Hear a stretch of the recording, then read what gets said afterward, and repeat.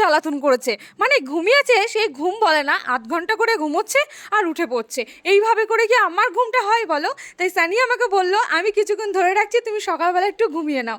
তো ঘুমানোর পর মানে উঠে দেখি মাসিমণি চলে এসছে কাউকে না জানিয়ে। তাই মাসিমণি টিফিনটা রেডি করে দিলাম, আর মাসিমণি এইমাত্র চলে যাবে, যেহেতু ডক্টরের কাছে নাম লেখানো আছে, এখান থেকে সোজা ডক্টরের কাছে যাবে। আর বিভৎস গরম পড়ে, সানি আবার কুলারটা চালিয়ে দিল। আজ একটা গুড নিউজ ছিল, সেটা হলো ফেসবুকের সেকেন্ড আর্নিংটা মানে সেকেন্ড পেমেন্টটাও চলে এসছে আমার। তো সেই আনন্দে আমি বাড়ির পাশে কালী মন্দিরে কিছু মিষ্টি দিয়েছিলাম, যেহেতু সকাল সকাল ওখানে পুজো হয়, আমি সকাল সকাল স্নান ধান করে যেতে পারিনি, তাই ওদের বাড়িতে টাকা দিয়েছিলাম মিষ্টি আনার জন্য।